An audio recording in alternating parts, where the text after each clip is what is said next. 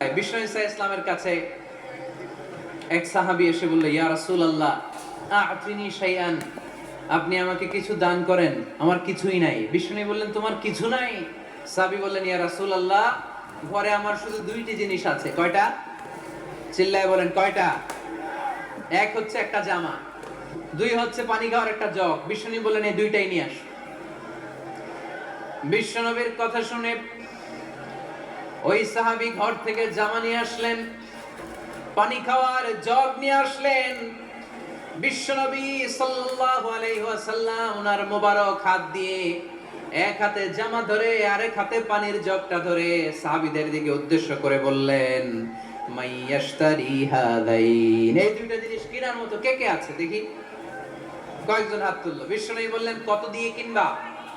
এক সাহাবী বলে, ইন্নী আশতারিহিমা বিদিরহাম, ও নবী যদিও এগুলো আমার দরকার নাই, কিন্তু আপনি যেহেতু নিলামে ডাক তুলেছেন, ইয়া রাসূলুল্লাহ ইয়া হাবিবাল্লাহ, আপনার সম্মানে আমি 1 দিরহাম দিয়ে দুইটা জিনিস কিনে নেব। 1 দিরহাম, একটা জামা, একটা পানি খাওয়ার জগ, দাম কত? 1 দিরহাম। বিশ্বনবী বললেন, না না, 1 দিরহাম তো অনেক কম হয়ে যায়, মাইয়াজিদু আলা যালিক, এর চেয়ে বেশি দামে কে কিনবা? আরেক সাহাবী হাত তুলে বলতে লাগলেন, ইয়া রাসূলুল্লাহ ইয়া হাবিবাল্লাহ ওয়া ইন্নী আশতারিহিমা বিদিরহামাইন, আমি এই জামাটার পানি খাওয়ার জগটা 1 দিরহাম নয় 2 দিরহামের বিনিময়ে কিনতে চাই। বিষ্ণু ইসা ইসলাম ওই সাহাবাকে দিয়ে দিলেন। দিয়ে 2 দিরহাম নিয়ে যে লোকটা ভিক্ষা করতে এসেছিল তার হাতে 2 দিরহাম দিয়ে বললেন, যাও 1 দিরহাম দিয়ে ঘরে খাবার কিনে দিয়ে আসো, আরেক দিরহাম দিয়ে একটা কুঠার কিনে নিয়ে আসো। শুনতেছেন? কি কিনে নিয়ে আসো? কুঠার দিয়ে কি করে? গাছ কাটে। ওই সাহাবী কুঠার কিনে নিয়ে আসার পরে বিশ্বনবী নিজ হাতে কুঠারের মধ্যে একটা কাঠের হাতল লাগায় দিলেন। আল্লাহু আকবার! হাতল ছাড়া কুঠার ইউজ করা যাবে? বিশ্বনবী নিজ হাতে ওই কুঠারের ভেতরে একটা হাতল লাগায় দিলেন আর বললেন, লা উরিদু আন আরাকা 15 আইয়াম, এই কুঠার নিয়ে জঙ্গলে যাও, গায়ে অনেক শক্তি আছে, কাঠ কাটো, এই কাঠ কেটে বাজারে বিক্রি করো, সামনের 15 দিন যেন আমি আমার চোখের সামনে তোমার না দেখি। বিশ্বনবীর পরামর্শ অনুযায়ী কুঠার নিয়ে ওই সাহাবী জঙ্গলে চলে গেলেন। কাঠ কেটে বাজারে বিক্রি করতে করতে 15 দিন পরে 10 দিরহাম নিয়ে বিশ্বনবীর দরবারে হাজির হয়ে গেলেন। 10 দিরহাম নিয়ে বিশ্বনবীর কাছে হাজির হয়ে গেলেন। সাহাবী এসে বলল, ইয়া রাসূলুল্লাহ এখন আর আমার ভিক্ষা করা লাগে না, আমার গায়ে অনেক শক্তি আল্লাহ দিয়েছে, আই এম ভেরি এনার্জেটিক, আপনার দেয়া বরকতের কুঠার দিয়ে আমি কাঠ কেটে কেটে স্বাবলম্বী হতে শুরু করেছি। সুবহানাল্লাহ পড়েন। আমি এখন 10 দিরহামের মালিক। বিশ্বনবী বললেন, লা আইয়াহতাতিবা আহাদুকুম হুজমাতান আলা যাহরিহি খায়রুম মিন আইয়াসআলা শাইআন ফায়ু'তিয়াহু আও ইয়ামনাহু, যাদের গায়ে শক্তি আছে তারা ভিক্ষা না করে কাঠ কেটে পিঠে সেই বোঝা নিয়ে বাজারে বিক্রি করা অনেক ভালো। কারণ কারো কাছে যদি তুমি হাত পাতো সে দিতেও পারে, নাও দিতে পারে, আর কষ্ট করলে কষ্ট কোনোদিন বৃথা যায় না। চিল্লায় বলেন ঠিক কিনা? বিষ্ণু ইসা ইসলামের অনুপ্রেরণায় এই সাহাবা অল্প কিছুদিনের ব্যবধানে স্বাবলম্বী হয়ে গেলেন। What is the moral of the story? বিশ্বনবীর এই প্রফেটিক স্টোরি থেকে আমাদের কি শিক্ষা? লেসন নাম্বার 1, বিশ্বনবী চাইলেই ওই 2 দিরহাম দিয়ে বলতে পারতো, যাও খাবার দাবার কিনে ফ্যামিলিতে দিয়ে আসো। সে ওই 2 দিরহাম নিয়ে খাবার দাবার কিনে ফ্যামিলিকে খাইয়ে রাত্রে আবার ভিক্ষায় নামতো। কথা কন, রাত্রে কি করতো? ভিক্ষায় নামতো। বিষ্ণু ইসা ইসলাম তাকে কাজ করে খাওয়ার জন্য উৎসাহ দিলেন। পাশাপাশি বিষ্ণু ইসা ইসলাম পার্মানেন্ট সলিউশন দিলেন। এজন্য পার্মানেন্ট সলিউশনের ব্যবস্থা করতে হবে। অনেকে আমরা যাকাত দেই, যাকাতের শাড়ি দেই, যাকাতের লুঙ্গি দেই, আছে না নাই? লক্ষ্মীপুরে এরকম দেয় নাকি? কি দেয়? হ্যাঁ, গাড়ি, গাড়ি দেয়, শাড়ি না। যাকাতের শাড়ি, যাকাতের লুঙ্গি বলতে কোনো কথা ইসলামে নাই। এগুলো খুব কম দামি শাড়ি, যাদেরকে এগুলো দেয়া হয় তাদেরকে অপমান করা হয়, ঠিক কি না? আল্লাহ বলেছেন, ওয়ালাকাদ কাররামনা বানি আদম, I have dignified the status of the sons of Adam, আমি আদমের সব সন্তানদেরকে সম্মানিত করেছি। সুবহানাল্লাহ পড়েন। আপনাদের চেয়ে সম্মানিত কেউ আছে? মানুষের চেয়ে সম্মানিত গোটা বিশ্বে আর কোনো মাখলুকাত আছে নাই। এজন্য যাকাতের শাড়ি দেয়া যাবে না, যাকাতের লুঙ্গি দেয়া যাবে না। যাকাতের শাড়ি আপনারা দেখছেন, এটারে একবার ধোয়ার পরে দ্বিতীয়বার পরা যায় না। মশারি কি পাতলা, এর চেয়েও পাতলা। এই জন্য জাকাতের শাড়ি, জাকাতের লুঙ্গি বলতে ইসলামের কোনো পরিভাষা নাই। আপনাকে স্বাবলম্বী করে দেওয়ার চেষ্টা করতে হবে। যারা লক্ষ্মীপুর জেলায় বিজনেস ম্যাগনেট আছেন, তারা একসাথে হয়ে একটা স্ট্রং জাকাত ম্যানেজমেন্ট প্ল্যাটফর্ম করতে পারেন, যেখান থেকে আপনারা বিভিন্ন থানায়, বিভিন্ন গ্রামে বাছাই করে করে কিছু ভাইদেরকে জাকাত দিতে পারেন স্বাবলম্বী করার উদ্দেশ্যে। যেই ফ্যামিলিকে আছে, কি নাম এটার, পল্লী উন্নয়ন ক্লাব, মাশাআল্লাহ, যাকাত ফান্ড দিয়ে বিদেশে লোক পাঠায়। এর চেয়ে সুন্দর পদ্ধতিতে যাকাত বিতরণ আর হতে পারে? যেই লোকটাকে, যেই ছেলেটাকে বিদেশে পাঠানো হয়েছে, ওই ফ্যামিলিটা আর কোনোদিন যাকাতের শাড়ি নেওয়ার জন্য লাইনে দাঁড়াবে? যেই ছেলেটাকে ওনারা অস্ট্রেলিয়ান গাভী কিনে দিছে, দুধ বিক্রি করে যেই ফ্যামিলিটা স্বাবলম্বী হতে শুরু করেছে, তারা আর কোনোদিন যাকাতের লাইনে যেয়ে দাঁড়াবে না। এজন্য যাকাত দিতে হবে স্বাবলম্বী করার জন্য। ইসলাম আমাদেরকে এটাই শিখিয়েছে, কাজ করে খেতে হবে। কাজে লজ্জা নেই, লজ্জা হচ্ছে অলসতায়। লজ্জা কিসে?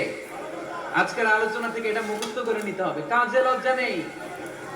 লক্ষ্মীপুরের ইয়াং স্টারেরা শ্রমে লজ্জা নেই, পরিশ্রমে লজ্জা নেই, লজ্জা অলসতায়। লজ্জা কিসে? আরো জোরে। নবীরা কেমনে এমনি বসে বসে খাইছে? কঠিন পরিস্থিতিতেও নবীরা পরিশ্রম করে উপার্জন করা লেগেছে, ঠিক কিনা? সাইয়েদনা মারিয়াম আলাইহিস সালাম, যার নামে আল্লাহ তাআলা কোরআনে একটা সূরা দিলেন, উনি পৃথিবীতে এমন একজন মহিয়সী নারী, যেই নারীর গর্ভে, যেই নারীর পেটের ভেতরে স্বামীর স্পর্শ ছাড়া সন্তান দিয়েছে কে? সাইয়েদনা ঈসা আলাইহিস সালাম পেটে আসলেন। মারিয়াম আলাইহিস সালাম লজ্জা পেলেন। হায় হায়, কেমন করে এলাকাবাসীদের কাছে আমি আমার মুখ দেখাবো? বিয়ে করি নাই, স্বামী নাই, বিয়ে হয় নাই, স্বামী নাই, কিন্তু পেটে সন্তান চলে এসেছে। হায় হায়, এলাকায় কেমনে মুখ দেখাবো?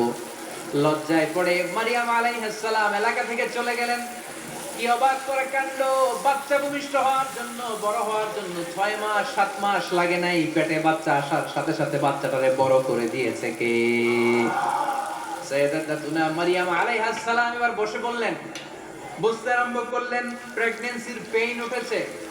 হঠাৎ করে পেট থেকে বাচ্চা ভূমিষ্ঠ হয়ে যাওয়ার পরে উনি কাঁপতে আরম্ভ করলেন। ক্ষুধার চোটে খাবার কিছু নাই, সামনে ঝরনা, উপরে একটা খেজুর গাছ।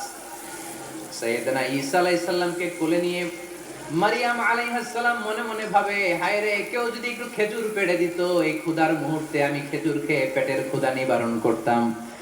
রব্বুল আলামিন মারিয়ামকে উদ্দেশ্য করে আয়াত নাযিল করে দিলেন, ওয়া হুজ্জি ইলাইকি বিজিযইন নাখলাতি তুসাকিত আলাইকি রাতাবান জানিয়া। কুরআন সাক্ষী, হুজ্জি ইলাইকি বিজিযইন নাখলা, এর মানে হচ্ছে মারিয়াম, কেউ পেড়ে দিবে না, একটু কষ্ট করে হাতটা উঁচু করে খেজুরের ডালা ধরে ঝাঁকুনি মারো, টসটসে কাঁচা পাকা খেজুর নিচের দিকে পড়বে, তারপর তুমি তুলে খাবে। সুবহানাল্লাহ পড়ে। আল্লাহ চাইলে অটোমেটিক্যালি কারামাত হিসেবে খেজুরগুলো নিচে ফেলতে পারতেন না? কথা কোন? খেজুরগুলো অটোমেটিক্যালি নিচের দিকে পড়ছে? পড়ে নাই। আল্লাহ শিক্ষা দিয়েছে, যেই পরিস্থিতিতে থাকো না কেন, তোমাকে শ্রম ব্যয় করে, কষ্ট করে তোমার উপার্জন করতে হবে, রিজিকের বন্দোবস্ত করতে হবে। চিল্লায় বলেন ঠিক কিনা? ইসলাম আমাদেরকে এটাই শিখিয়েছে, কাজে লজ্জা নাই। আবার বিশ্বনবী বললেন, ইন কামাতিস সাআ ওয়া ফি ইয়াদি আহাদিকুম ফাসিলাতুন, তোমাদের কারো হাতে যদি একটা চারা বীজ থাকে, সে যদি দেখে কিয়ামত হতে শুরু করেছে, فإن استطاع أن يغرسها قبل أن تقوم الساعة فليغرسها, কারো হাতে একটা চারা বীজ নিয়ত করেছে, চারা বীজটা রোপণ করবে। ইন দা মিন টাইম দেখলো কিয়ামত হতে শুরু করেছে, বিশ্বনবী বললেন, যদি তোমার সুযোগ থাকে কিয়ামত হওয়ার আগে চারা বীজটা রোপণ করে দাও। কথা বুঝতে পেরেছেন? আপনার হাতে একটা চারা বীজ, আপনি প্ল্যান করেছেন এই চারা বীজটা রোপণ করবেন। ইন দা মিন টাইম দেখলেন কি হওয়া শুরু হয়েছে? ইদা জুলজিলাতিল আরদু জিলজালাহা, দ্য বিগেস্ট আর্থকোয়েক, ভূমিকম্প শুরু হয়েছে, কিয়ামত হয়ে যাবে। বিশ্বনবী বললেন, কিয়ামত হইতেছে ওদিকে, আর তোমার হাতে যদি চারা বীজ থাকে, দেরি করো না, কিয়ামত তোমার কাছ পর্যন্ত আসার আগে সুযোগ পেলে চারা বীজটা রোপণ করে দাও। ইসলাম শিখিয়েছে শেষ নিঃশ্বাস পর্যন্ত তোমাকে লড়ে যেতে হবে। এই পৃথিবীতে কেউ কাউকে জায়গা করে দেয় না, জায়গা করে নিতে হবে। এই পৃথিবীটা, the life is not a bed of roses, এটা ফুল বিছানো কোনো ফুল সজ্জা নয়, এটা কণ্টকাকীর্ণ। কেউ আপনার স্পেস করে দিবে না, কেউ আপনাকে সুযোগ করে দিবে না, কেউ আপনার জায়গা করে দিবে না, বরং আপনি জায়গা করে নিলে টাইনা নিচে নামাবে। কথা বলেন। এজন্য কখনো অলসতাকে স্থান দেয়া যাবে। রাসূল বাত্তালি দুক্কানু শয়তান, অলস মস্তিষ্ক শয়তানের আড্ডা। অলস যদি কেউ থাকে এটারে টেনে বেঁধে কাজে নামাবে, পারা যাবে? আলহামদুলিল্লাহ লক্ষ্মীপুরে এরকম অলস ছেলে পেলে নাই।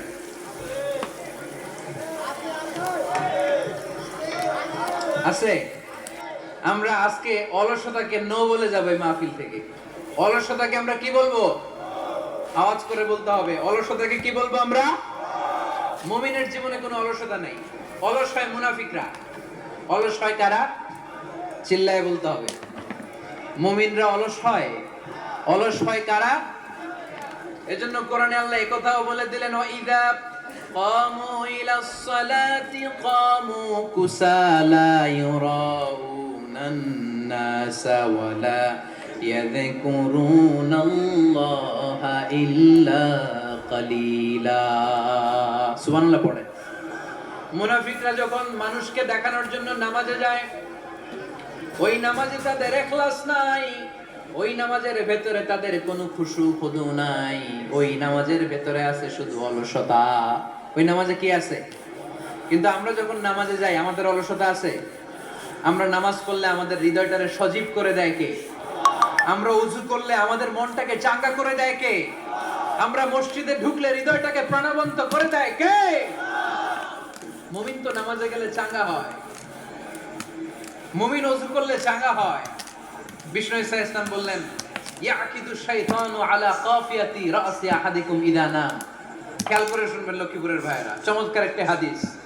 আমরা যখন ঘুমোতে যাই, শয়তান আমাদের প্রত্যেকের মাথার পিছনে 3টা অলসতার গিট মারে। কয়টা? আওয়াজ করে বলেন। 3টা অলসতার গিট মারে। ইয়াকিদু শাইতানু আলা কাফিয়াতি রাসি আহাদিকুম সালাসা উকাব। 3টা গিট মারে যখন আমরা ঘুমোতে যাই। অলসতার 3টা গিট মেরে আমাদের কানের সামনে এসে ফিসফিস করে মন্ত্র পড়তে থাকে, আলাইসা লাইলুন তাওয়িলুন ফারকুদ, আলাইসা লাইলুন তাওয়িলুন ফারকুদ। বিশাল লম্বা রাত, ঘুমাও। অনেক সময় আছে, ঘুমাও। রাত 5টা বেজে যাচ্ছে, তাহাজ্জুদের সময় শেষ হয়ে যাচ্ছে, তখনও শয়তান বলে রাত অনেক লম্বা, ঘুমাও। ফজরের সময় পার হয়ে যাচ্ছে, সূর্য উঠে যাচ্ছে, শয়তান বলে আলাইসা লাইলুন তাওয়িলুন ফারকুদ, এখনো অনেক সময় আছে, লম্বা লম্বা লম্বা চৌড়া রাত পড়ে আছে, তুমি ঘুমাও। বিশ্বনবী বললেন, ফাইনিস্তাইকাযা ওয়া যাকারাল্লাহ ইনহাল্লাত উকদা।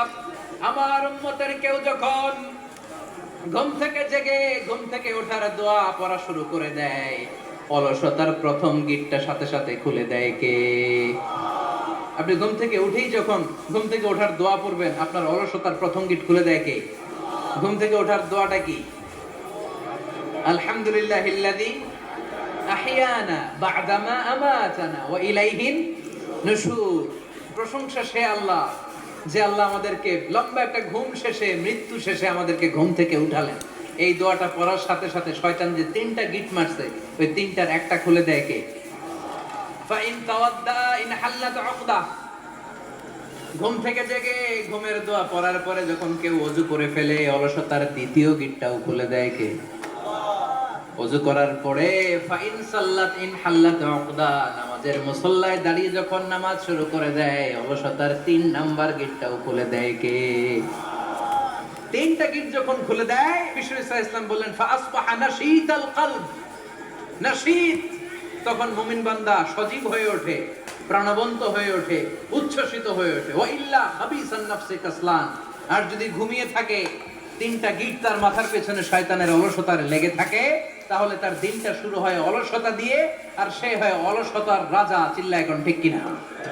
এজন্য আমরা কি অলস হতে চাই না কর্মঠ হতে চাই? কোন নবীরা কি অলস ছিলেন? পৃথিবীতে কোন নবী অলস ছিলেন? সব নবী কর্মঠ ছিলেন। বিষ্ণু ঈসা ইসলাম বললেন, মা বাআসাল্লাহু নাবিয়্যান ইল্লা রাআল গানাম, এই পৃথিবীতে এমন কোন নবী নাই যেই নবী বকরি চড়ায় নাই। কি চড়ায় নাই? বকরিরে আপনারা লক্ষ্মীপুরের ভাষায় কি বলেন? কি বলেন? ছাগল।